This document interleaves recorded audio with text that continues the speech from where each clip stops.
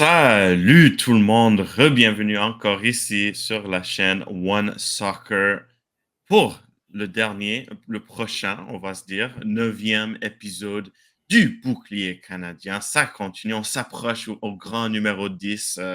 On va s'assurer d'avoir des bons grands plans pour l'épisode 10, mais en premier, on a des grands plans pour l'épisode 9. On va passer par tout ceci avec Sofiane Benzaza, Nilton George. Moi, bien sûr, c'est Alexandre Gangué-Ruzic de retour pour cet épisode. Les gars, ça fait un bout qu'on soit tous ensemble. Bien sûr, la dernière fois, c'était Sofiane et moi.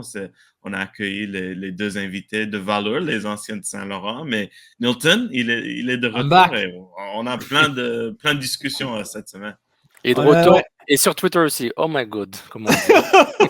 avec quelques infos, là. C'est une grosse semaine là, au Ouais. niveau canadien, CF Montréal, MLS.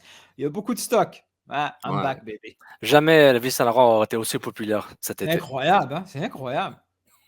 C'est pas fini, hein? L'année n'est pas finie. Il pourrait avoir d'autres surprises à Saint-Laurent.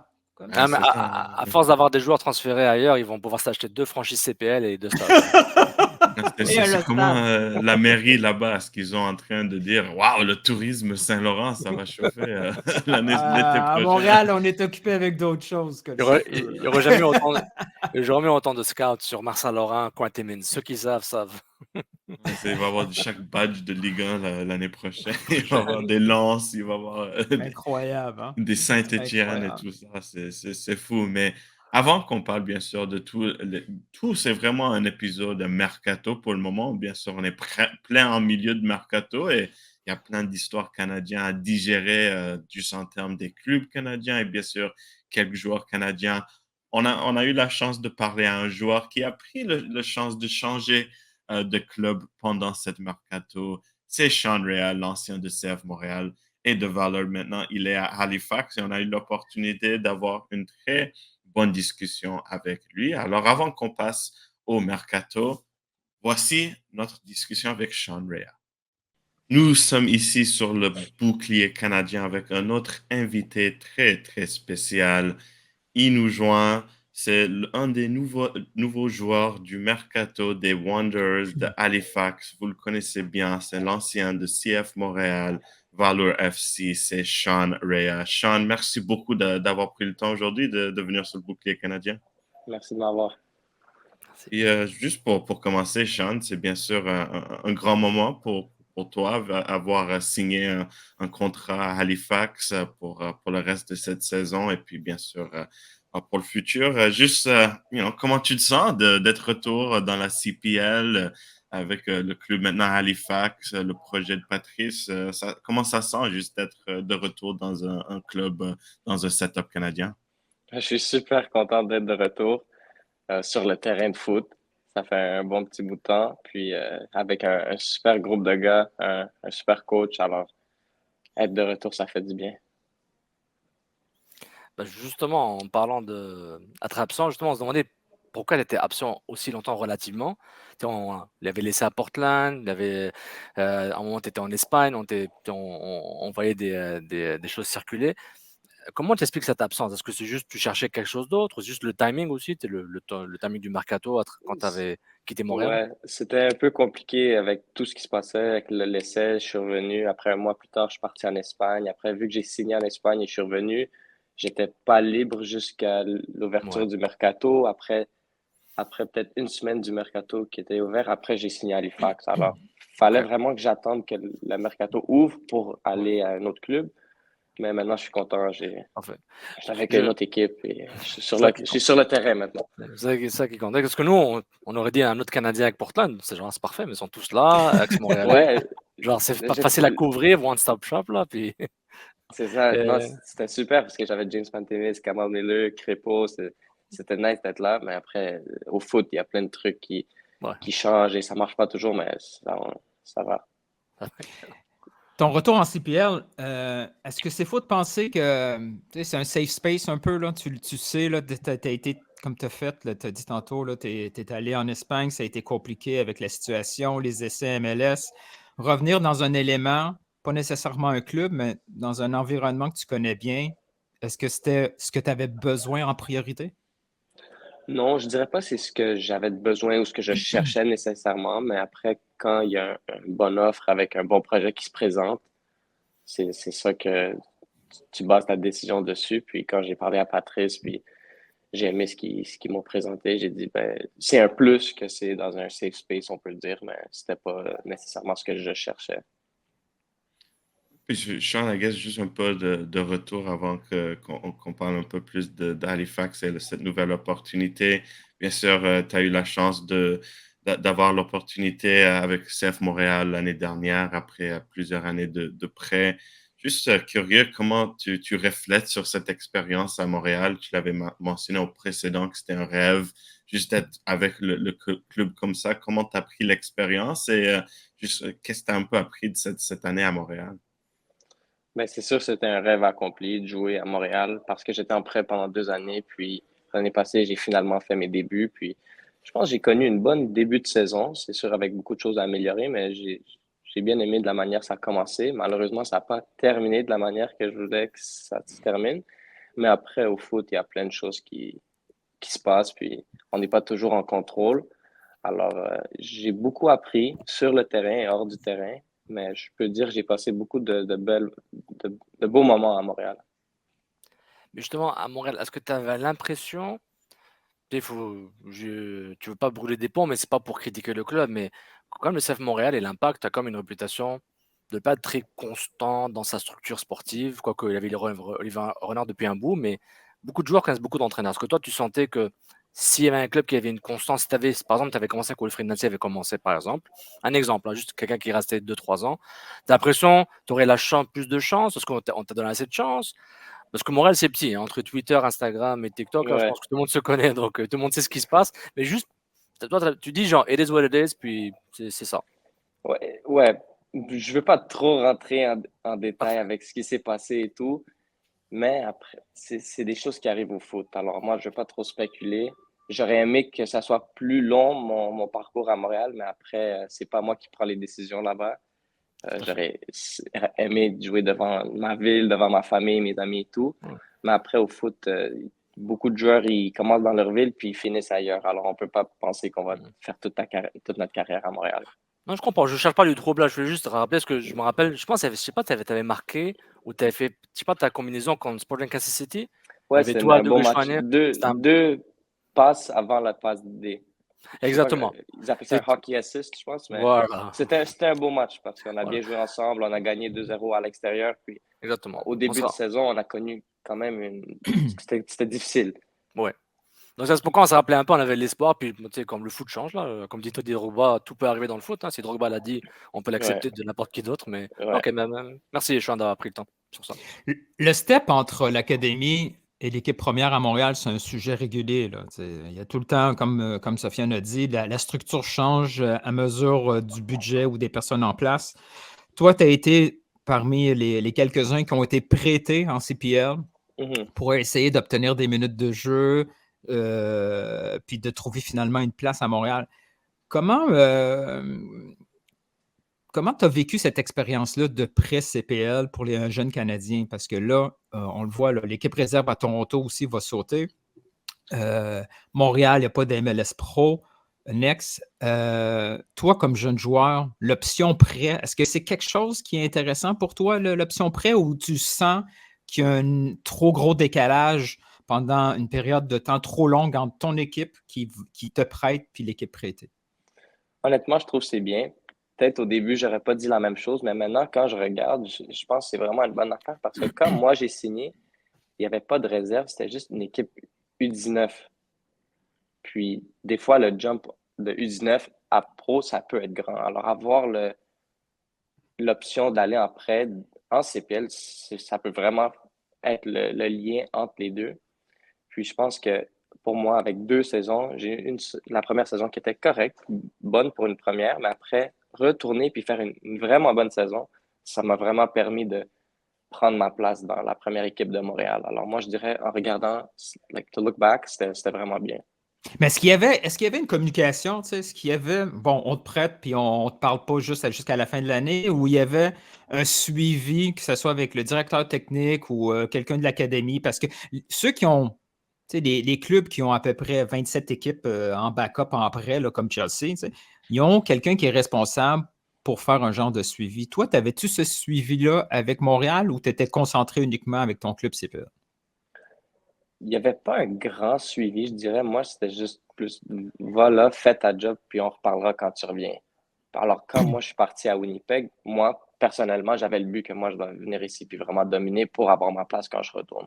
I guess, un peu juste parlant de cette expérience, je suis curieux un peu de savoir, c'était quoi un peu l'expérience avec Phil Dos Santos, bien sûr, un visage familier de Montréal à Valor.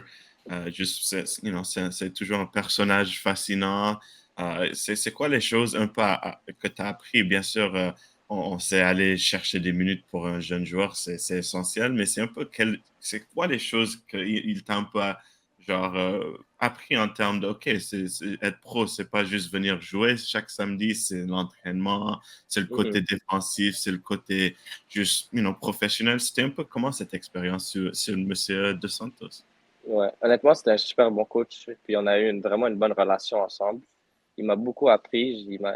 Il m'a vraiment montré le cadre professionnel. Puis ce que j'ai beaucoup apprécié, c'est qu'il m'a donné beaucoup de confiance. Puis je pense que c'est super important pour un jeune joueur d'avoir la confiance de son coach. Puis c'est ça qu'il m'a donné. Et je pense que c'est une grande partie pourquoi j'ai réussi à Valeur. C'est à cause de lui puis la confiance qu'il m'a donnée. Si on reste à Valeur et on CPL un peu, déjà, est-ce qu'il y a un groupe WhatsApp, tous les joueurs québécois, montréalais du CPL? Juste, est-ce qu'il y a un Euh, groupe WhatsApp, un genre, groupe WhatsApp de tous les joueurs, de tous mais les les, joueurs? les, les gars de Montréal, ils se tenaient ensemble beaucoup. Parfait, Il y a un parfait, parfait, sous-groupe. parfait. Ouais, on peut Est-ce dire ça, ouais. euh, est-ce que tu as suivi un peu l'épopée qui a duré un petit peu avec le CS Saint-Laurent, championnat canadien? Cette saison? Oui, oui, cette saison, oui, Oui, l'épopée oui, qu'ils oui, ont oui, fait. oui. Parfait. Donc là, tu vois Loïc Quemi et Safwan qui sont à Valeur. Est-ce que, quand tu as vu CS Saint-Laurent jouer, genre, ouais, tu dis, ouais, c'est normal que les joueurs de Ligue 1 Québec se retrouvent en CPL. Ah, Il y a normal. pas de drame, là. Non, non, non. Je pense à Montréal, on a un des meilleurs pools de joueurs pour le foot. Puis j'ai joué contre Saint-Laurent avec les gars, puis il y a beaucoup de joueurs de foot qui peuvent jouer en CPL. Parfait, parfait. Donc, c'est un peu intéressant le chemin qu'un joueur peut prendre, hein, que ce soit Ah ouais, moi, NCAA, universitaire, académie, pas académie. Bon, on va pas parler des Bombito et des Ismaël Koné, ça c'est encore une autre histoire là, mhm, à part eux-mêmes. Mais t- est-ce que ça donne une réflexion sur ton chemin? Tu dis, tu as quand même un chemin assez classique, genre académie, réserve, prêt. Et est-ce que ça fait dire, genre, bon, au fond, pour réussir, tous les chemins sont possibles. Et toi, tu gardes tout ton espoir, quand même relativement jeune, 22 ans, donc quand ouais, même à jeune dans ta 100%. carrière. Moi, je crois vraiment que tout le monde a son propre chemin. Puis, il n'y a pas la bonne manière de faire les choses. C'est comme tu as dit, tu as les gars comme Ismaël, tu as les gars comme Kwemi, tu as les gars comme moi. Tous des parcours différents, mais qui peuvent amener au même but. Tu vois, Jesse Marsh a parlé justement beaucoup de l'importance de développer du Canadien en CPL, qui avait pas seulement la MLS, mais il a aussi amené un point qui te correspond un peu plus, l'absence de créativité. Tu sais, les joueurs canadiens ont beaucoup, ceux qui réussissent à peu près le même moule, sauf Ismaël qui est unique. Mais toi, tu rentres dans ce cadre-là où c'est un joueur créatif. Quand tu as le ballon, tu es là pour essayer de battre du 1 contre 1. Pourquoi tu penses qu'au Canada, on est peut-être moins capable de produire ce joueur-là créatif sur le terrain? Est-ce parce que la formation, dès qu'il y a un joueur créatif, on essaye de la ramener un peu plus pour être efficace? Toi, en tant que créatif, comment que ça s'est passé ton cheminement dans la formation?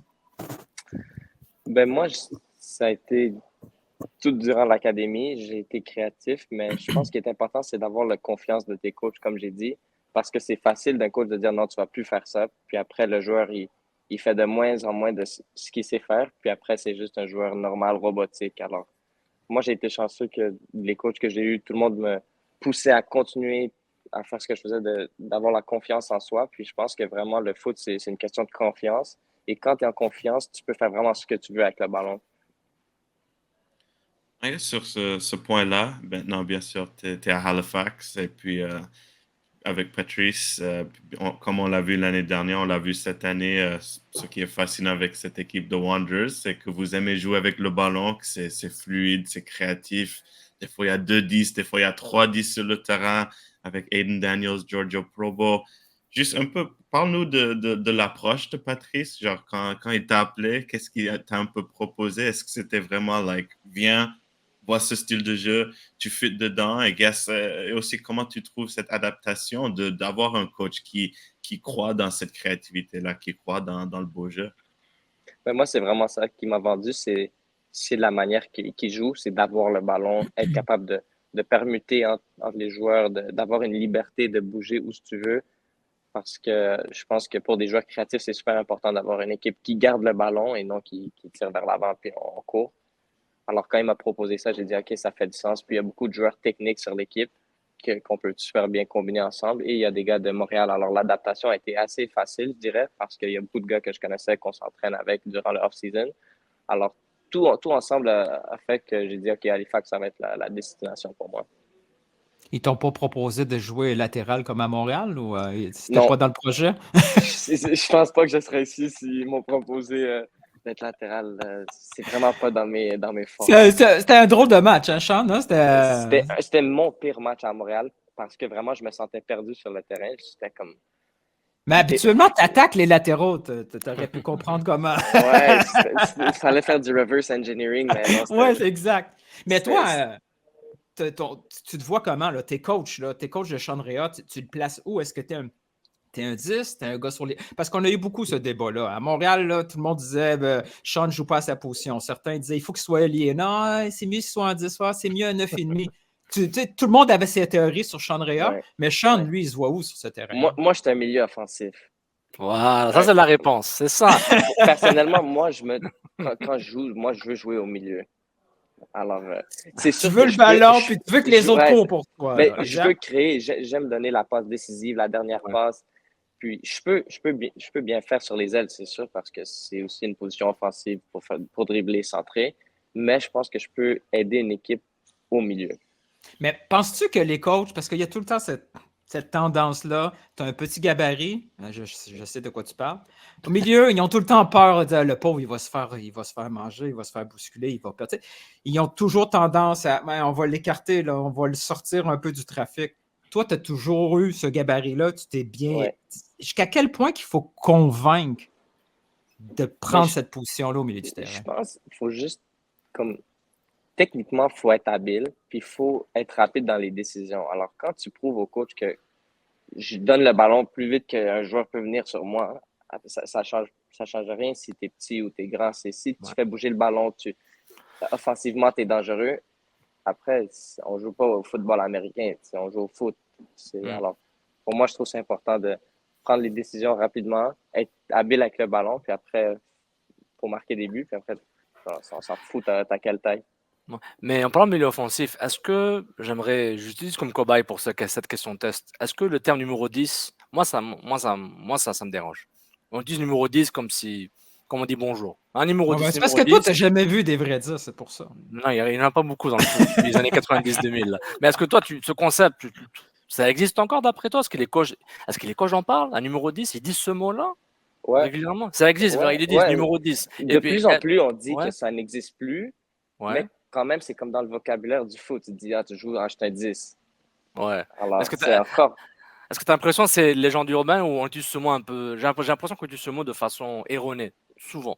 Dès que quelqu'un peut porter le ballon 3 mètres vers l'avant, puis il fait un placement de jump, c'est bon. Est-ce que tu as l'impression que c'est. Je sais pas, mais les coachs avec qui tu travailles et que tu travailles en ce moment, est-ce qu'ils disent, dans l'axe, est-ce qu'ils te donnent des références de joueurs qui pourraient jouer 10 ou c'est vraiment un concept les médias utilisent puis les fans? Je pense que c'est juste un concept. Quand tu es milieu offensif, on leur dit, OK, tu joues en 10. Okay. C'est vraiment ça.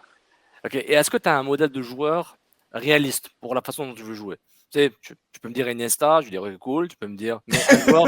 non, mais la vérité, est un bon joueur, mais je dis genre un joueur réaliste que tu vois. Genre moi, par exemple, un joueur réaliste, je sais pas moi, le Højbjerg, tu vois, il est bon, mais j'aimerais bien jouer comme Højbjerg, tu vois, il est connu mais pas connu. Est-ce que toi, tu as un joueur réaliste que tu dis ouais, ce type de style m'intéresse, ou je peux répliquer ça à ma sauce? C'est ça que je veux dire. Honnêtement, non, je pourrais pas dire un joueur qui est connu mais pas connu. Moi, non, mais je veux dire, c'est un joueur qui n'est pas ballon d'or. Voilà ce que je veux dire. Il y a beaucoup qui sont très bons que ce n'est pas des ballons d'or. J'exagère avec le terme. Lorenzo Insigne, est-ce que c'est un joueur qui est connu, pas connu ou c'est. Oui, Ouais, alors Insigne, c'est un bon modèle. C'est un très bon joueur. Quand Napoli, à Toronto, c'est up and down. Mais oui, ça peut ouais, être c'est ça. Moi, je un dis style. souvent lui parce que quand j'étais jeune, j'étais fan de Naples, puis je le regardais jouer, Mais puis voilà, c'est un petit joueur qui est bien techniquement, il voilà, marque beaucoup de buts, alors c'est un joueur Fait que que c'était ton joueur préféré et il a ouais, ouais, fini ouais, par signer à Toronto. Comment t'as ouais. pris ça? J'étais super content parce que je savais que j'allais jouer contre lui, puis, puis c'était vraiment cool parce que moi et ma famille, tout le monde était content parce que vraiment, quand on était jeunes, ouais, Insigne, c'était le joueur. Alors, quand tu apprends qu'il va venir à Toronto, puis après ouais, Montréal-Toronto, c'est un gros rival, ouais. c'était le fun. C'était le fun. As-tu réussi à ramasser son jersey ou tu t'es pas Non, rendu là? non, je ne m'ai pas rendu là, mais j'ai une photo à côté de lui. Alors, c'était assez C'est ça pour qui moi. compte. C'est ça qui compte. C'est ça qui compte. Ouais. Super, Et super. vas-y, Alex, excuse-moi. Oh, vas-y, Sofiane, vas-y. En fait, pour finir un peu sur ton positionnement, on a parlé de ton poste préféré ou les postes préférés. Est-ce que les coachs te parlent souvent, ils t'ont parlé avant, en termes de développement de ton jeu ou tes habiletés, qu'est-ce que tu penses, qu'est-ce qu'on t'a dit et qu'est-ce que tu penses que tu dois faire pour devenir dominant en CPL et éventuellement aller ailleurs, je sais pas, dans un club de division 1, ça peut être MLS ou l'Europe, ou même D2 Europe. D2 Europe, c'est très bon niveau aussi. Est-ce qu'il y a des choses qu'on t'a dit de travailler sur ça, ou c'est en cours, et que d'après toi, quelle serait une des choses déterminantes que tu dois améliorer ou renforcer? Mais pour moi, pour renforcer, c'est d'avoir une responsabilité défensive que tu fais bien, pas devenir défenseur central, mais que tu couvres les espaces, tu fais ce que tu as à faire, puis pas être a liability defensively, je sais pas comment dire ça en Un français, mais risque. Un un risque risque, défensif. c'est ça. Puis offensivement, c'est comme un numéro 10, comme on dit. C'est vraiment de dominer offensivement, mettre des passes clés, des buts. Alors, je trouve que c'est assez simple, mais difficile à faire. Alors, quand je viens ici, je dis défensivement, je vais faire ma job, mais offensivement, je dois dominer, puis faire un meilleur que ce que j'ai fait quand j'étais à Valeur. Parfait. Parfait. Sean, merci encore pour avoir pris le temps. Juste une dernière, Agas, avant qu'on te laisse quitter. Juste maintenant, cette saison à Halifax, vous avez un grand défi devant vous. Juste en termes de que le classement, c'est très serré. Vous êtes hors de la course pour maintenant, mais 2 victoires, 3 victoires, tout peut changer. Agas, c'est un peu quoi la mentalité du groupe et t'as hâte à quoi dans cette course, genre, pour les playoffs? Mais moi, mon but, c'est d'être en playoff. C'était ça mon premier but. Après, on a, je pense, 1 ou 2 matchs en main, ce qui est beaucoup. Alors, deux victoires, ça nous donne 6 points. Après, tu es en 6e, 5e, puis après, tu es à 1 ou 2 points des playoffs. Alors, je pense que le groupe a vraiment une bonne mentalité. On veut se battre, on veut gagner. Puis, je pense que on peut y arriver. Je pense pas que c'est quelque chose de fou à penser. Ah, ils sont en dernière place, ils vont jamais faire les playoffs. Nous, on a une mentalité de guerrier. Puis, je pense que vraiment, dans les prochaines semaines, on va avoir une meilleure idée de ce qui va se passer. Merci beaucoup, Sean. On va suivre le parcours et on vous souhaite la bonne chance juste de Merci la part beaucoup. du bouclier canadien. Merci d'avoir beaucoup d'avoir pris le temps Ben, aujourd'hui. habituellement, un passage au bouclier canadien, c'est au moins une passe, sinon un but. Donc, j'ai déjà hâte de voir à ta prochaine game, là. Ouais, moi aussi, j'ai hâte. La prochaine fois, on devrait demander à l'invité de nous faire une célébration pour nous, tu vois, quand il célèbre. On lui a une explication. La prochaine fois, là, on va préparer pour toi Si les autres vous joueurs. pensez, vous m'envoyez ça, puis on va faire quelque chose. C'est Parfait. bon, ça. On va, on va faire un petit brainstorm. Parfait. Merci, Sean, c'est Salut, super. Sean. Merci Bonne à vous. continuation de saison. Prends soin de toi.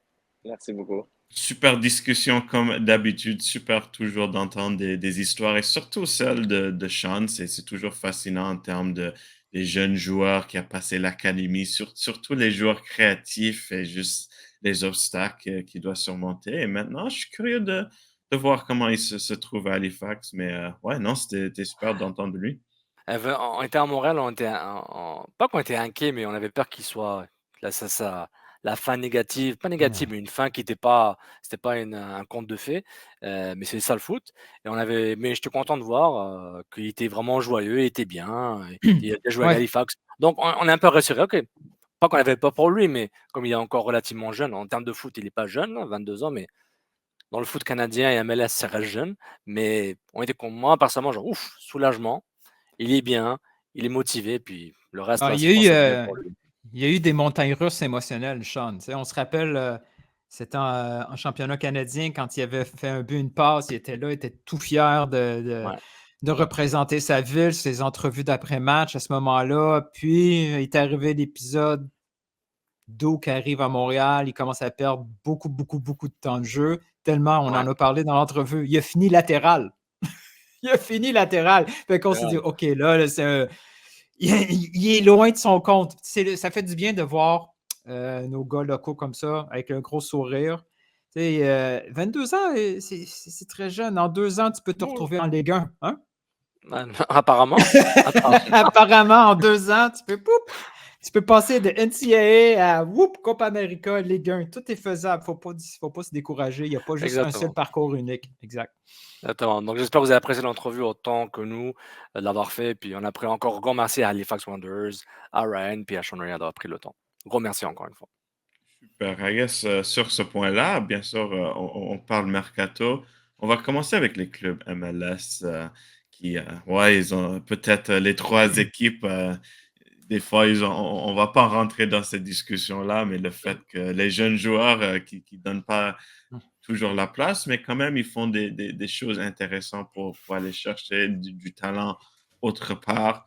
I guess on va un peu faire le résumé des 3 équipes canadiennes, juste parce qu'ils ont fait un peu des mercatos uniques de leur manière. Chez Toronto, Vancouver, ça chauffait moins les téléphones. À Montréal, quand même, ça bougeait même malgré le départ d'Olivier Renard et tout le changement là. C'est 4 joueurs qui sont arrivés du côté Montréal. On va commencer avec là, bien sûr, parce que Sofiane et Nilton, vous êtes plus proches de la situation. Comment est-ce qu'il est perçu ce mercato Montréal où quand même il y a 4 grands arrivés, il y a quelques départs. C'est comment un peu ça, Sofiane, peut-être commencer? Ben, juste du contexte, ceux qui n'ont pas suivi un peu le Nouvelle CF Montréal, il y avait la conférence de presse de Gabriel Gervais, le président, qui a clairement essayé de réexpliquer la structure sportive. Donc, ils ont pris Corey Way, ancien, il était directeur général de Columbus Crew 2. Je pense qu'il était aussi assistant avec Columbus Crew 1. Donc, la structure sportive montréalaise, elle change. Et puis, on voit avec les différents changements, les joueurs qui arrivent. Il y a un mot qui revient souvent, du moins, je vais parler pour moi-même seulement, à la limite, c'est Bologne. On se dit, Bologne, comme il n'y a plus de directeur sportif officiel, il y a Corey Way qui fait des choses à MLS, par exemple, comme l'échange dont on va parler, les 2 échanges, mais il y a aussi l'international. Puis on sent que la synergie Bologne-Montréal est de plus en plus présente, ou du moins elle n'est pas cachée comme elle aurait pu être avant. C'est comme ça que je le vois. Puis c'est pas négatif. Et ça énerve quelques partisans. Oui, Ça, il même faut le beaucoup, dire. beaucoup qui s'expriment, disant ouais, ça je suis d'accord. Et je dis pas que c'est bien ou ni positif ni négatif. Comme j'aime dire en anglais, it is what it is, là, c'est ça, les faits sont là. Le temps dira ce qui a été fait est bien, par qui et comment. Mais il y a un changement, puis on n'est pas habitué avec Olivier Renard durant les mercatos d'été d'avoir des gros, beaucoup de il y a eu des transferts auparavant et des échanges, mais on a l'impression qu'il y a un changement rapide et un renouvellement. Un C'est parce renouvellement qu'on par est rapport passé, à des anciens contrats. Ouais. on est passé à l'arrivée de Montréal en MLS avec on était le plan B de certains joueurs de Bologne. Ceux qui n'avaient plus de place à Bologne puis qui n'avaient même plus de place pour être prêtés quelque part, les Ouais. Paponi de ce monde. Oui, on a eu Divayo. Divayo, c'était le poster board, mais tout le reste, c'était des plans C, D, E de Bologne. On est passé de ça à OK, on oublie Bologne, c'est un jeu montréalais unique avec Olivier Renard en tête d'affiche. Et là, on est revenu à Bologne, mais pas nécessairement en plan B, c'était vraiment du moins, c'est le message, c'est une synergie. C'est essayer d'utiliser toute la structure, toute la matière grise de Bologne pour, si jamais les joueurs qui scoutent n'est pas nécessairement prêts pour la Serie A, mais ils ont une coche en dessous, peuvent venir combler le projet MLS.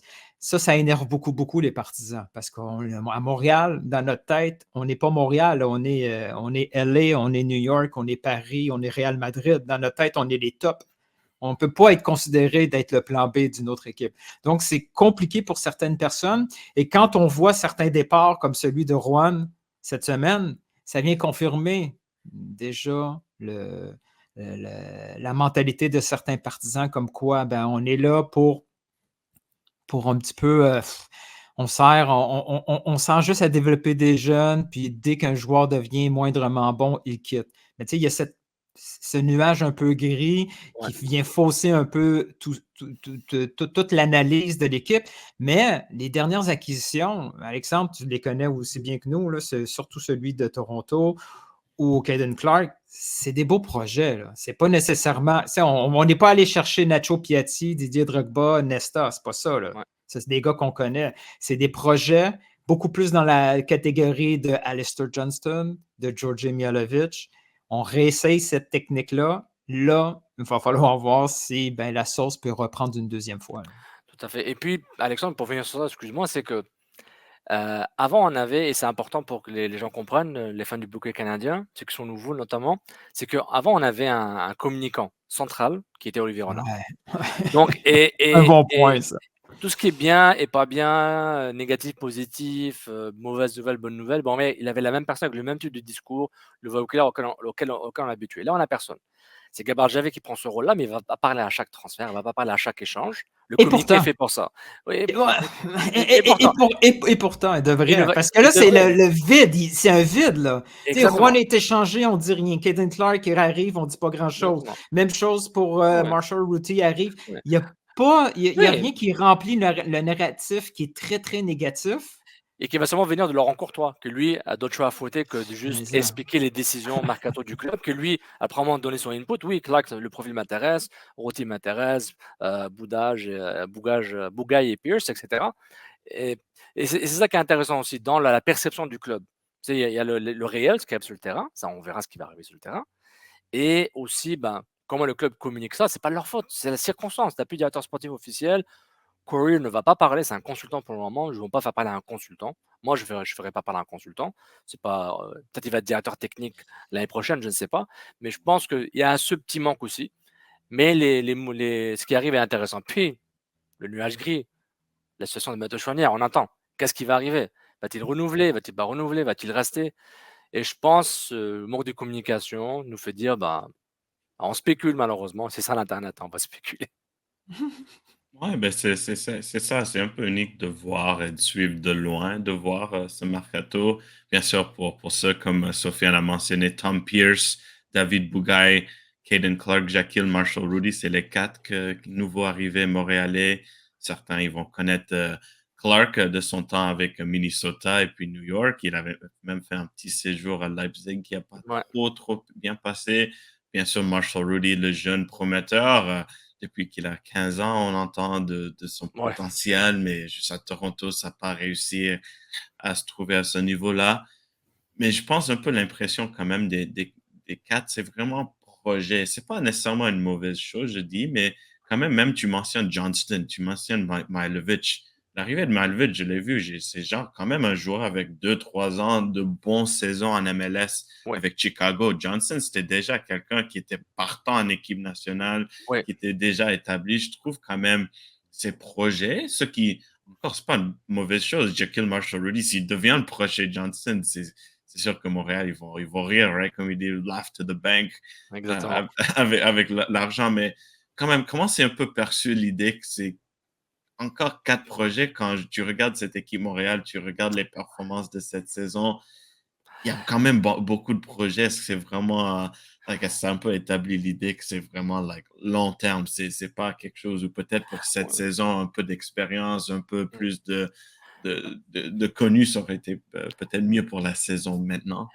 Mais il faut que les gens savent ce qu'avait dit Gabriel Gervais quand il a présenté son poste, Olivier Renard, la direction sportive du club qui a juste réitéré ce qu'on savait déjà. Il a parlé de jeu offensif, position de balle, il a aussi parlé de revente de joueurs. Et sans le dire, de projet aussi. Donc, dans le sens, maintenant les gens, ils ont 2 choix.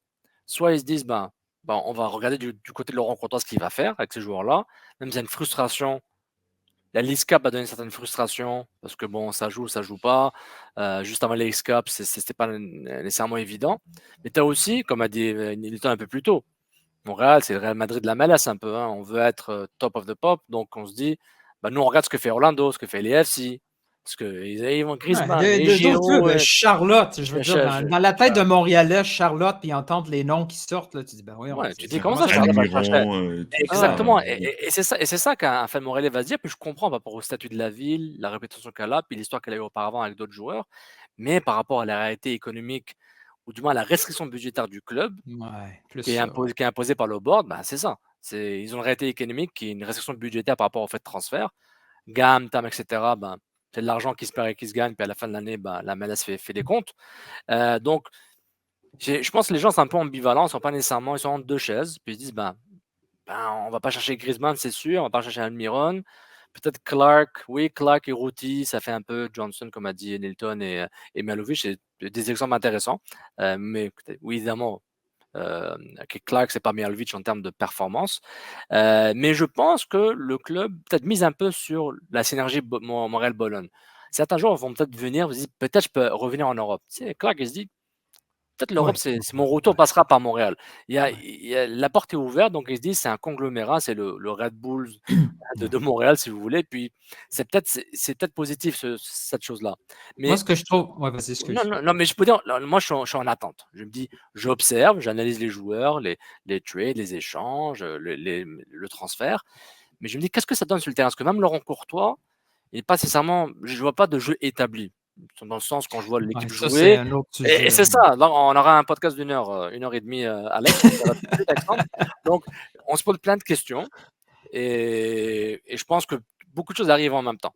Et on Moi, ce que essaie je de trouve voir. intéressant, là, Sofiane, c'est que Ouais, les joueurs de la MLS semblent avoir une mémoire plus longue que les partisans.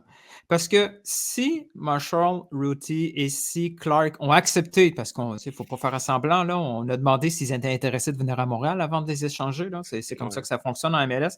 Si ces deux joueurs-là ont accepté le projet montréalais, c'est qu'eux, en tête, ils n'ont pas nécessairement en mémoire les insuccès récents d'un Duke ou d'un George Campbell. Eux autres, ils pensent à Mihailovic, ils pensent à Kamal Miller, ils pensent à Lester, ils pensent à ces projets-là qui ont fonctionné. Mais le partisan montréalais, il a déjà oublié ça. Parce que quand on est allé chercher, tu te rappelles, hein, quand Bryce Duke est arrivé à Montréal, hein, c'était comme, c'est le prochain Georgi Mihailovic, il va être encore meilleur que Mihailovic. Bryce Duke avait encore moins de minutes que Marshall Routy ou Caden Clark. C'était plus qu'un projet. Là. C'était, ouais. il avait presque pas joué. Donc, les gens étaient très excités parce qu'ils avaient tout frais en tête ce qui s'était passé au préalable. Oui. Mais là, dans les 2 dernières saisons, il y a tellement un nuage négatif au-dessus du club qui a commencé avec le départ de Nancy qu'ils oublient que c'est pas vrai que tous les projets vont fonctionner. C'est impossible. On le voit, Clark, qui a coûté 50 000. Marshall Routy, c'est d'autres choses. Je suis encore choqué par le Clark. Je ne comprends pas. C'est quoi l'histoire derrière? Est-ce qu'il manque quelque chose dans l'histoire? Mais bon, c'est peut-être Minnesota. C'est peut-être une faveur aussi que Minnesota a voulu faire, tandis que Toronto ne veut pas faire de faveur. On ne le saura jamais. Mais quand on essaye de voir ça le plus froidement possible, les Caden Clark, les Marshall Routy, ça correspond exactement à ce que Gervais a expliqué suite au départ. Pour pas nécessairement dire voici c'est quoi notre nouvelle philosophie, juste réitérer, nous ce qu'on veut, c'est faire du football trading. C'est voir les occasions de joueurs qui ont un gros potentiel de valorisation.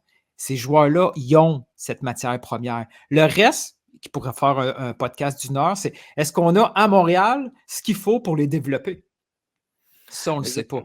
Et tu as l'échiquier Martinez, Coccaro, Opoku que j'oublie à chaque fois. Tu sais, il y a du monde. Il y a la profondeur, il y a la qualité relative dépendant où est-ce qu'on se place. Et comment Laurent Courtois va gérer tout ça. Elle va gérer tout ça. Puis juste un rappel à ce qu'avait dit Gervais pour les auditeurs, parce que je l'ai mentionné plusieurs fois, Newton aussi. La physique sportive du CF Montréal inclut la formation à l'académie, saveur locale, vente de joueurs, la synergie Bologne-Montréal, le jeu offensif, construction plus position et culture soccer Pro Club. Donc, c'est un peu les grands piliers du club. C'est rien de révolutionnaire, c'est normal. Mais tu vois un peu, Alexandre, on n'a pas. Toronto a d'autres problèmes, là. Je pense qu'ils ont des problèmes de drones et autres. Et Vancouver sont très bien à travailler tranquille. Excusez-moi. Désolé. Tu l'as droppé comme ça. Oui, comme un drone, j'ai droppé l'image. Alors que Vancouver travaille tranquillement, il ne demande rien à personne, ça se passe relativement bien en MLS. Vraiment que tu me dises le contraire, Alexandre, parce que je vois que c'est assez stable à Vancouver. Donc, Montréal, c'est le fun, comme on dit. C'est jamais plate. Ah, c'est ça. C'est ça. On va voir. I guess c'est vraiment la réalité de ce projet-là, c'est le pudding, right? Ça se voit pas cette année Tout et à ça fait. se voit l'année prochaine. Et c'est ça un peu ce qui est, I guess, curieux, mais I guess le fait, c'est, tu peux aussi le lier à l'effet MLS, le fait que les playoffs, c'est vraiment dévalorisé, le fait que Montréal, Mm. right, like, même malgré tout, Montréal, Toronto, toutes ces équipes-là, like, les playoffs sont là. Like, être top 9 dans chaque conférence, c'est pas un énorme bar, fait que I guess, on peut Non. toujours voir que je pense que ça change la perception, parce que je vois quand même, right, que like, c'est des bonnes acquisitions, mais c'est juste le fait que ça fait projet long terme quand, ça fait déjà 1, 2 ans de projet long terme. Mais en réalité, right, c'est toujours la première saison de Laurent Courtois. Il faut pas oublier, même si ça semble faire 1 an, 2 ans qu'il est là avec tous les sagas qu'on voit de cette saison. Mais C'est I vrai, guess on d'accord. va un peu prendre Jaquil Marshall-Rudy, juste parce que ça fait une bonne transition vers TFC et puis leur mercato. Comment tu as un peu perçu cet échange? Parce que quand même, like, je vois cet échange pour le côté Montréal, ça fait beaucoup de sens, right? Jeunes joueurs, MLS, c'est le template qu'ils font. Mais ça peut surpris le fait que Toronto a envoyé un de leurs joueurs le plus prometteur depuis des années, right? Combien de temps est-ce qu'on a entendu, oh, Ouais. Marshall Rudy a fait des essais à Liverpool, Marshall Rudy, ça va coûter 20 millions, Marshall Rudy va aller en équipe nationale et quand même, il est très, très jeune. Ça ne veut pas dire qu'il est pas proche à faire tous ses pas, mais quand même, le développement a un peu stagné, on va se dire, à Toronto, juste relatif à les expectations, à les attentes. Comment ça a été perçu, le fait que Toronto a été volontaire à envoyer un joueur comme ça à Montréal? C'est pas tous les jours qu'on voit un échange comme ça entre de rivaux. C'était un peu comment ça, cette perception, Norton? Je pense que ça prouve que les derbies en MLS, c'est juste du content dans dans des sites et dans des tweets. Ça n'existe pas vraiment, les derbies. De moins en moins. Euh, Être partisan de Toronto, j'en ai vu, là, ils étaient très en colère. L'inverse aurait été aussi animé à Montréal si on avait. T'imagines, on échange Ismaël Koné à Toronto avant de. Ça aurait été une catastrophe. Ouais. Mais je pense que c'est bon pour le foot canadien de voir que les clubs canadiens sont capables, entre guillemets, de collaborer. Tu sais, je veux dire, si Marshall Ruti pense que pour son avenir, Montréal, c'est la meilleure solution, je serais beaucoup plus fâché d'apprendre que finalement Toronto refuse ce genre de transaction-là parce que c'est leur rivaux. Ça ferait beaucoup moins de sens. Tu sais. Je veux dire, Ouais. on n'a pas une rivalité Barcelone-Real Madrid. C'est pas ça. Là. Je veux dire, une équipe perd. Et puis on l'a vu aussi avec l'émergence de la sélection canadienne. Les joueurs ont développé des liens qui avant n'existaient pas tant que ça. Je veux dire, je ne sais plus quel joueur disait ça va être difficile de les détester tant que ça dans un match, de détester Osorio quand il était mon partner puis que j'ai appris à le connaître un peu. Là, je pense que les rivalités, ça se passe surtout dans les gradins. C'est les partisans alimentés par nous, les médias qu'on trouve que c'est du bon matériel. Les joueurs entre eux et encore moins les organisations. Je ne sais pas s'il existe vraiment cette absence de volonté de collaborer, tant que la business est bonne pour tout le monde.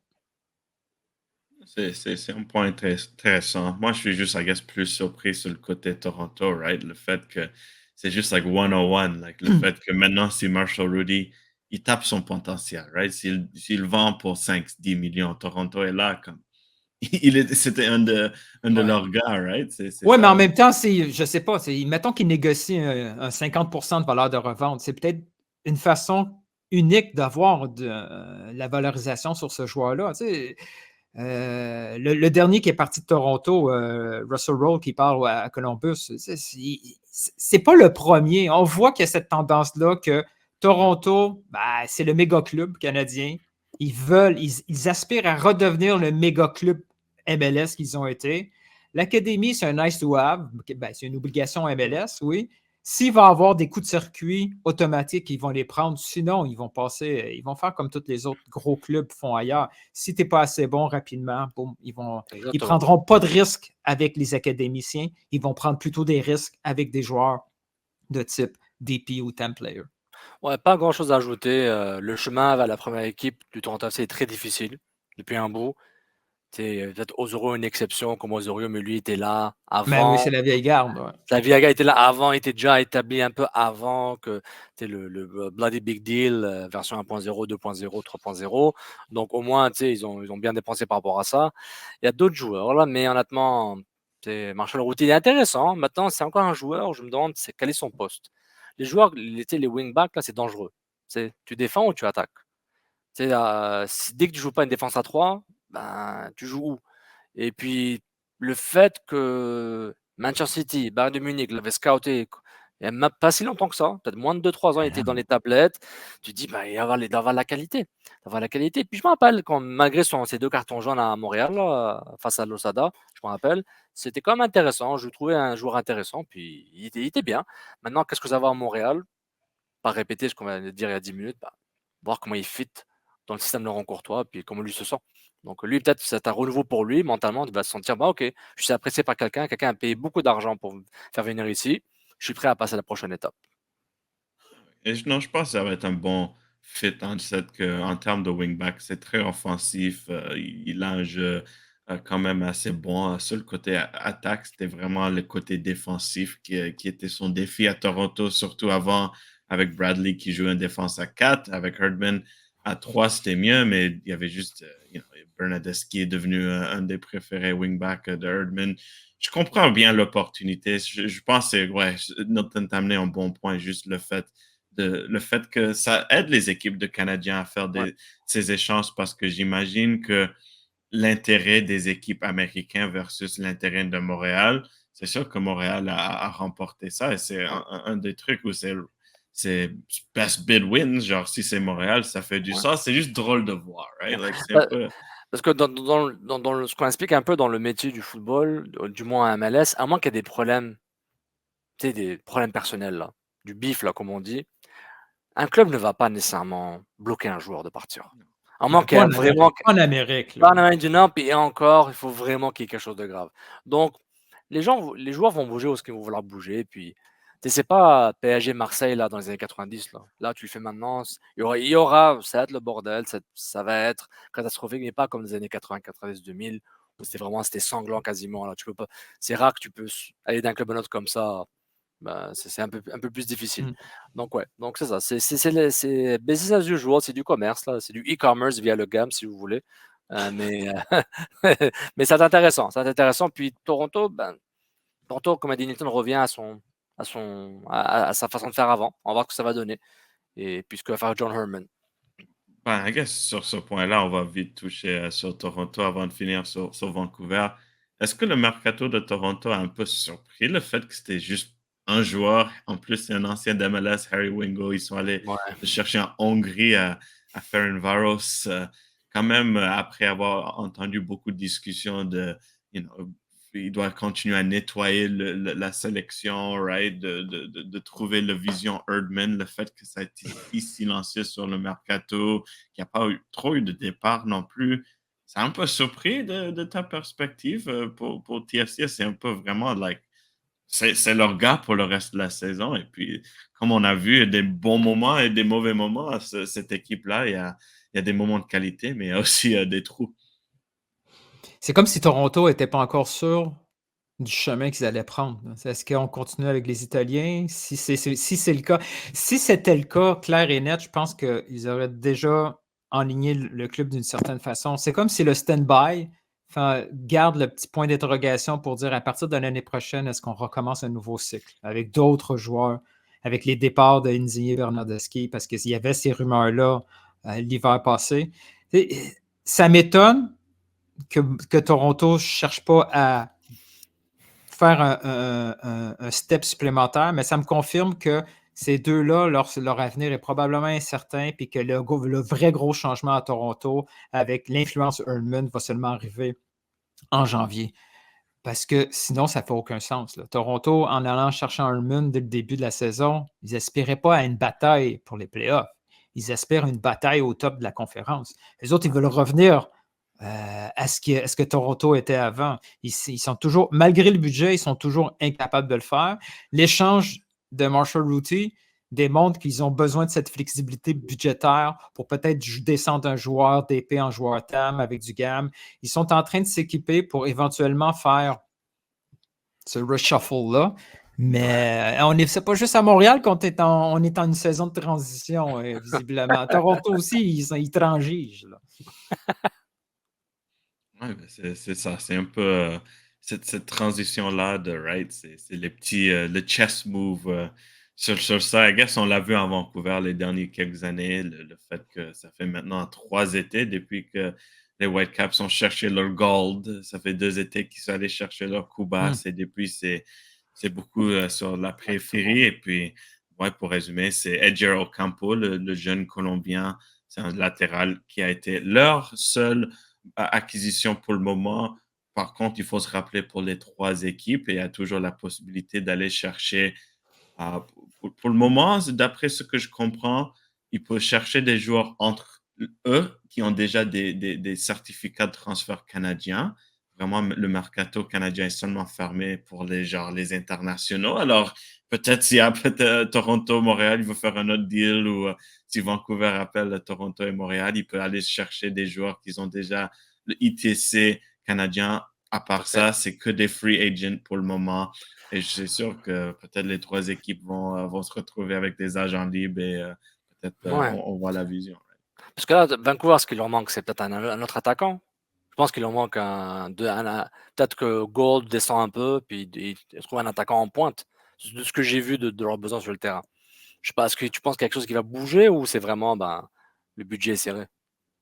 Non, je pense que quand même, ils vont chercher quelque chose. Je suis curieux de voir juste, et c'est quand même quelque chose qui est intéressant avec les équipes MLS.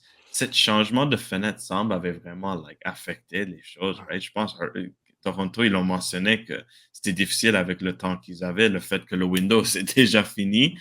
Alors, je suis curieux de voir parce qu'avec Vancouver, eux, ils ont juste 2 DP, fait ils vont recevoir le additionnel million de jam que MLS donne aux équipes qui ont que 2 DP. Ça, c'est un bon chunk qui peut aller chercher un agent libre et il doit dépenser cet argent maintenant. Et c'est sûr qu'ils ont besoin d'attaquants. Cette équipe Vancouver, il est très bon, mais il manque un dernier morceau pour être excellent. Et ça manque un autre attaquant qui peut être le niveau de Gold, qui peut donner du service à White, qui peut finir des actions, mais c'est juste la chose difficile. Est-ce que tu peux trouver ce joueur en tant qu'agent libre? Généralement, il faut payer pour cette équipe. Ouais, il faut payer cher. Ouais. Memphis Depay, il coûte cher. Ouais. Je sais pas, José Martinez, il est peut-être disponible, on ne sait jamais. Hein. On garde ça entre Canadiens, hein, tant qu'à faire, on s'entraide. Mais c'est intéressant parce que Vancouver, dans une autre vie, ils sont dans l'Est, là. Je pense pas qu'ils ont de problème. L'Ouest, je ne veux pas faire une comparaison par rapport au hockey, là, mais l'Ouest, j'ai l'impression qu'il y a des bureaux budget, je présume, il y a plus de compétition. Donc, je sais pas, je me sens mal pour Vancouver de se retrouver dans l'Est, l'Ouest, souvent. Ils n'ont pas le choix, là, mais j'ai l'impression qu'entre LAFC, le Galaxy, Salt Lake qui dépense, en fait, il y a tout le monde qui dépense. Et c'est fascinant Salt Lake City, c'est fou. C'est fou la transformation de cette équipe-là. Méconnaissable. On dirait un club de Ligue 1 en Portugal ou en France. On achète, on vend, on achète, on vend. Ce club-là, à moi, c'était un peu pas la risée, le Salt Lake, mais c'était pas nécessairement. Pourquoi ces villes américaines sont capables d'acheter autant comparativement aux équipes canadiennes? C'est fou les budgets qu'ils ont. Là. Mais oui, mais Vancouver, c'est toujours le petit.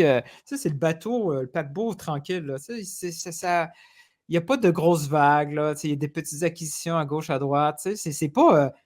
C'est vraiment un club à part par rapport à TFC et Montréal. Là, ils vont chercher des acquisitions, on les connaît un peu, pas tant que ça. Il n'y a jamais de méga flop. Le seul flop qui me vient rapidement en tête, c'est Cavallini, qui est arrivé là puis que ça n'a jamais vraiment fonctionné. Ça a été aussi un des seuls gros noms qui sont allés chercher qui apportait un certain hype au soccer canadien.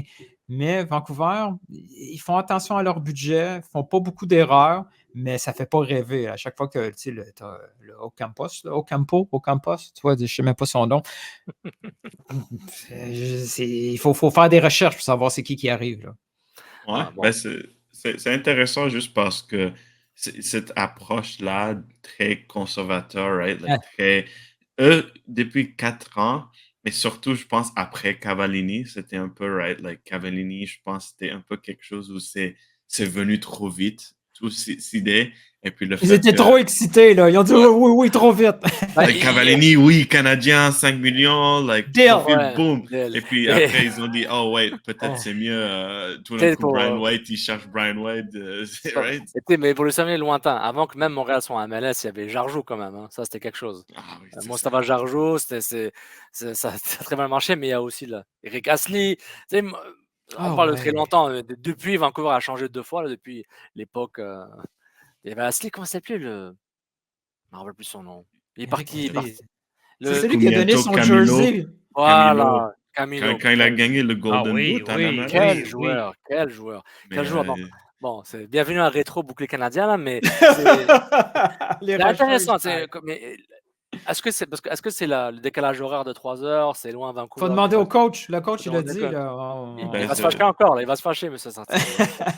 mais c'est ça ce qui a changé, que depuis Cavallini, je trouve, le Ouais, mercato, c'est plus chaque fois que quelqu'un arrive, tu vois le profil. Like, c'est très ouais, calculé. Même au Campo, très ciblé, ouais. ils manquaient de profondeur à wingback pour Vancouver. C'est pourquoi depuis le début de l'année, ils jouent Schopf à wingback, Berhalter, Ali Ahmed, etc. Ils cherchaient un wingback. Tu savais qu'ils cherchaient un wingback. Tu vois le profil immédiatement. Tu dis, Ouais, ah, OK, tu comprends. Like, c'est très calculé. Quand ils ouais, sont allés chercher certains joueurs, right, like Gold, ça leur a pris des mois de chercher le profil ouais. parfait du Mm. numéro 10 qui marche dans le système.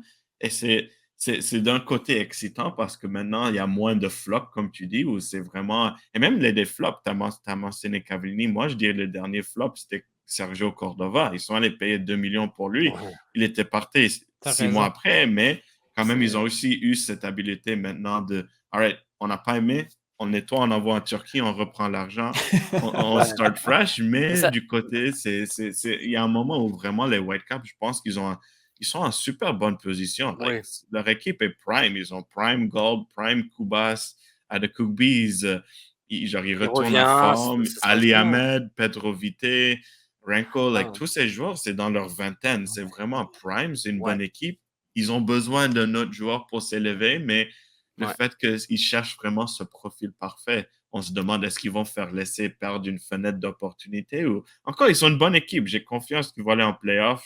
J'ai confiance qu'ils vont probablement gagner ce championnat canadien au moins être favoris.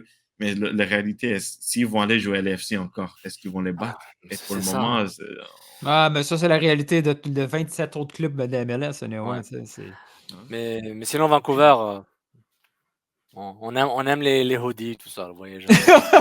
N'hésitez pas, on Sofiane vous est aime. fini chaque émission par une demande de merch. On vous aime, Vancouver, on vous aime, from coast to coast. Hein. Bouquet canadien, on est ensemble. On est ensemble, c'est ça le concept du bouquet canadien. I guess juste pour terminer, les gars, bien sûr, un des invités spéciaux au bouclier canadien, c'était un certain Moïse Bombito des Colorado Rapids. Et I guess, s'il revient sur le show, c'est toujours une possibilité. On espère avoir une longue continuation du bouclier canadien avec plein d'entrevues. Ben, s'il revient, ça va être Moïse Bombito, OGC Nice, le joueur Incroyable. Colorado Rapide, comme a été reporté par Nilton, qui fait le Et Sofiane. hashtag Insider, et puis bien sûr, Sofiane, Couscous Piri Piri. Moïse Bombito passe à Nice. C'est un grand move pour lui. Il va passer de Ligue 1, imagine ça, de Junior College à Incroyable. NCAA, à Colorado Rapids, à l'équipe nationale maintenant. Nice, Ligue 1, grand club. C'est fascinant. Bien sûr, Derek Cornelius, depuis qu'on a fait notre dernier épisode, lui aussi, il est à Ligue 1. Imagine ça, 2 défenseurs centraux canadiens qui jouent en Ligue 1. Notre faiblesse. Il ne faut pas Qui aurait oublier. Hein? il y a 3 ans, 4 ans. I mean, just la vague Ligue 1, c'est canadien, right, maintenant? Il y a une tendance, il y a une tendance, il y a une tendance. C'est là Puis, qu'on voit l'importance de la sélection canadienne d'être présent dans des grands tournois internationaux. ouais. Pas de Et Coupe de, América. et de faire des matchs amicaux en France. Ça aide. Oh, ça aussi, ça aide. Gros Ouais, bonus. Gros ouais, bonus. gros, ça fait partie du plan. Mais sérieusement, là, il n'y a pas de Coupe América. Si nos 2 défenseurs centraux jouent encore où ils jouaient il y a 2 semaines, Moi, là. je Il n'y a suis pas pas de mal sûr. transfert. Il n'y a Et pas de transfert. ou qu'il n'aurait pas eu des offres de transfert assez alléchantes pour qu'ils s'en aillent. Entre Malmo et Colorado, ben, Votre 1 million, là, c'est bien, mais nous, on a besoin de plus parce que sa valeur vaut plus qu'1 million pour qu'il reste avec nous. 7 Donc, millions d'euros, c'est ce qui a été rapporté 7 millions. pour Bombito. Imagine ça, 7 millions d'euros pour quelqu'un qui a été piégé dans le Super Draft l'année dernière. Like, c'est tout à fait, Nilton, le fait qu'un Copa América, ça peut rendre un joueur de. Je suis sûr son transfer mark, c'est seulement 2 millions pour le moment, 2 millions. 7 millions d'euros, c'est quand même C'est fou, hein? incroyable. Et la MLS est super contente de voir ça, là, de voir des gars qui sortent du draft. Il n'y a pas juste l'académie. Tu sais, le draft, à chaque saison, là, on est en train d'essayer de justifier sa présence. Est-ce que c'est vraiment utile, Ouais. etc., etc. Et je ne te dis pas que c'est des coups de circuit à chaque fois, mais ça donne une autre alternative. On en a parlé tantôt avec Sean Rea, là. Je veux dire, il y a là, présentement, il est dans une équipe de CPL. Jesse Marsh a dit qu'il ne va pas seulement regarder dans les. Il a besoin que la CPL produise plus de joueurs dans la sélection. C'est tous des profils totalement différents. Moïse Bombito, c'est un défenseur central d'une nouvelle génération. C'est pas nos anciens défenseurs centrales comme Victoria qui était là pour old school. Hein, gagne le ballon, boum, duel aérien, c'est tout. Moïse Bombito, on l'a vu, ballon au pied, il est très, très, très, très habile. Il y a encore énormément de marge de valorisation au niveau défensif. En Ligue 1, il va encore prendre un step Ah oui. supplémentaire. Toute la défense canadienne, quand on voit où ils sont placés, c'est hyper intéressant. Il y a 4 ans, on se demandait qui on pourrait aller chercher dans d'autres pays comme défenseur parce que c'était notre faiblesse. On se retrouve avec des gars qui sont recherché. Là. C'était pas Nice, il n'était pas tout seul dans la course. Il y avait Lyon aussi. Cornelius, oui, il va falloir qu'il se batte pour sa place à Marseille. Mais Ouais. c'est tellement intéressant de voir ça, là, puis de voir l'évolution. Et ça fait en sorte. Mais ce qu'il faut, là, ce qu'il faut absolument maintenant que c'est fait, là, il faut que ces gars-là connaissent du succès. Ouais, Parce que mais c'est ça une revient à la réputation. C'est une réputation qu'ils sont en train d'établir. Là. et ça revient à la gestion de la compétition parce qu'entre Marseille pour Cornelius Ikoné et Bombito avec, j'allais dire Colorado avec Nice, c'est que la gestion de la compétition, la gestion de la pression que tu remplaces des joueurs qui étaient partis ou que tu les remplaces alors qu'ils sont encore là, donc tu prends la place d'un titulaire que les fans aiment ou même que le club, le coach aimait bien, mais tu étais meilleur que lui sur ce coup-là. Il y a cette gestion-là. Puis mentalement, j'ai l'impression que ces joueurs sont prêts à gérer cette gestion, ou du moins, mentalement, ils ont le profil pour dire, OK, j'ai eu des schémas très bizarrement, Cornelius connaît Bombito. C'est quand même. Ils ont pas le même chemin, mais ils ont un chemin. Ils ont pas un chemin classique là, comme je dirais, on l'a C'est parlé avec Jean-Pierre juste invraisemblable. avant. C'est par où Cornelius a passé par une bataille de relégation en Attention. Grèce. Non, mais c'est parti en Europe de l'Est, c'est un peu partout. Donc, pensez-y à ces profils de joueurs, par quoi ils sont passés, puis mentalement, comment ça peut forger leur caractère, la force de leur caractère, et comment ça peut-être les aider à gérer peut-être la pression. Parce que Marseille, c'est un méga club, là. Ah, Je ça parle va être pas, je fou. parle pas en termes de Real Madrid ou AC Milan, ou du Milan, ou du mais en termes de pression médiatique, pression sur le terrain, pression sur le stade, c'est autre chose. C'est autre chose. Donc, et je pense que les 3 joueurs semblent, de ce qu'on voit, et ce qu'on a passé avec Moïse Bombito, c'est mentalement, je pense qu'ils ont le caractère pour pouvoir dire: «OK, je peux y aller. Je peux compétitionner, puis si je suis pas choisi, c'est parce que c'est hors de mon contrôle». Mais je pense pas que j'ai pas peur que mentalement qu'il soit pas là. Maintenant, c'est la performance. Et puis, waouh! Je dis waouh parce que je suis un peu sous le choc. On voit la qualité, la Copa América, on l'a vu, mais je suis quand même sous le choc un petit peu, parce que ça fait bizarre, ça fait différent. Littéralement, on a une défense celtique, Marseille, Nice, Bayern de Munich. C'est pas pire. Slash Mais Real Madrid peut-être. imagine ça, juste parce que pour donner une idée, 3, 4, 5 ans, quand tout le monde cherchait Fikayo Tomori, viens au Canada, viens au Canada. On va pas rentrer dans cette histoire, mais il a fait son choix. Mais imagine ça, s'il y avait un scénario où Fikayo Tomori est canadien, ben, ça veut dire que parmi soit Nice, soit Marseille, soit AC Milan, c'est sur le banc, où tu joues une défense à 3 avec c'est ça. Ouais, C'est vraiment là où ça progresse, où avant, incroyable. c'était 5 ans, c'était Tomori, puis on va mettre, je sais pas, on va mettre LAFC à côté de lui, on Ouais, va mettre juste n'importe qui, n'importe qui, ouais. etc. Ça montre vraiment le fait que comment les choses ont changé. Je pense que c'est vraiment, depuis des années, je pense plusieurs disent va chercher des Canadiens de la valeur, mais ils n'ont pas eu leur moment déclic. Ouais, Et je pense maintenant, ce qui est clé, bien sûr, on doit voir si le succès de ces joueurs. Ça, Ouais. c'est comme les minutes, etc. C'est la prochaine. Mais je pense que c'est fascinant que les équipes réalisent que Marseille, ils ont payé que c'était genre environ 5 millions pour Cornelius. Right? C'est 7 millions pour Bombito. C'était pas cher non plus pour Koné, je pense. Pour Bombito, c'est fascinant parce que ça aide plusieurs joueurs maintenant qui jouent au Canada. Parce que quand même, il faut se rappeler, pour Bombito, il n'est pas vieux. C'est quelque chose où on peut le voir avoir une carrière de 10 ans de plus, de 15 ans, parce qu'il a que 24 ans. Ouais. Pour un défenseur central, c'est bébé. Mais il a 24 ans. C'est pas normal qu'à 22 ans, il ne jouait pas professionnel. Et maintenant, à 24 ans, il est à Nice. J'imagine déjà maintenant le fait qu'on a ces équipes MLS et CPL, etc. Il y a des joueurs de 20, 21, 22 ans. On vient juste d'en parler à un, Sean Rea, Ouais. qu'on a dit au début que 22, des fois, c'est vieux. Mais maintenant qu'on réalise que maintenant, peut-être, il y a des chances pour des joueurs que, all right. J'espère que ça va provoquer les clubs MLS parce que les clubs MLS eux-mêmes sont assez peureux pour piger en CPL. Les transferts CPL MLS, il n'y en a pas tant que ça.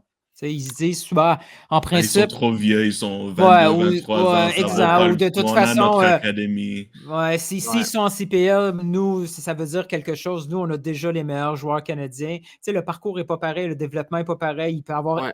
X raisons pour qu'un joueur ne se développe pas. Et si ça peut ouvrir les yeux déjà en MLS, ça va être un gros step. Là, de dire, OK, à la fin de chaque saison CPL, comment ça se fait qu'il n'y a pas 5, 6, 7 joueurs de CPL qui ne montent pas en Ouais. MLS? Ça se peut pas. C'est pas normal. Il doit y avoir des joueurs qui, au minimum, ce sont juste des titulaires en MLS. Et moi, je pense que cette mentalité doit se refléter parce que si les 3 clubs MLS ont décidé de sponsoriser le poste de sélectionneur de Jesse Marsch, je pense que la Fédération soccer du Canada peuvent aussi négocier de façon non officieuse. Bon, c'est pas juste une discussion autour d'un café. Il faut Sans faire téléphone, attention. sans email. Il faut faire attention à ce Ah non. qu'on dit. On écrit dans les courriels. Là. Pas de Attention. téléphone, pas d'email, en personne, on se parle. On se parle autour d'un buffet déjeuner au Hilton ou au Marriott. Et tu dis, bah, comment on peut faire une synergie, c'est le mot boss depuis 5 ans à Montréal, une synergie vraiment CPL, MLS Canada et Team Canada, à tous les catégories d'âge. Je pense qu'il faut qu'il y ait, pas forcer la main, parce que les propriétaires font ce qu'ils veulent, mais essayer de pas négocier, mais avoir une influence positive ou Mais c'est parce essayer qu'il y de, a- essayer de Il y a vraiment une coupure. Il y a une coupure. Je veux dire, les dirigeants ou même les staffs CPL ont de la misère à monter un MLS. Parce que si il y avait cette pyramide-là naturelle, Ouais. si Bobby était déjà à Montréal ou si quelqu'un d'autre, Weldon, était quelque part en MLS, tu as déjà une affinité. On va dire, ben ouais, je le connais, ce gars-là, j'ai confiance. Oui, peut-être que vous autres, vous le snobez, mais moi, je l'ai vu. Il y a du potentiel. Tu sais, il faut commencer à intégrer cette synergie-là. Peut-être qu'elle va se faire par défaut ou par Mais- manque de budget, mais tout ça va s'enchaîner. Là. Mais Forge, on dit, ben tant pis. Forge avec Kit Seladopoulos, qui est maintenant directeur des techniques du côté des jeunes, vient de s'associer avec les Griffons d'Outremont. Déjà, tu sais, avec le CS Saint-Laurent, avec Aountsik, avec NDG. NDG, l'ancien club de Koné aussi. Donc, et prenez ces mêmes clubs-là, semi-pro et amateurs, Ontario, Saskatchewan, Alberta, Colombie-Britannique. C'est le même concept. On dit, je connais pas les clubs ailleurs qu'au Québec par cœur. Rovers, par exemple. Rovers nous a comme donné Waterman. Donc, il faut qu'il y ait une sorte de cette synergie-là. Puis, il faut que ce soit pas par défaut, mais que ce soit un réflexe. Un réflexe, et je trouve que c'est Une confiance. Une confiance entre les deux. une certaine confiance aveugle. Il faut prendre des risques. Parce que tant qu'à payer du gamme et des transferts pour des joueurs polonais et anglais, cool. Ça gosse.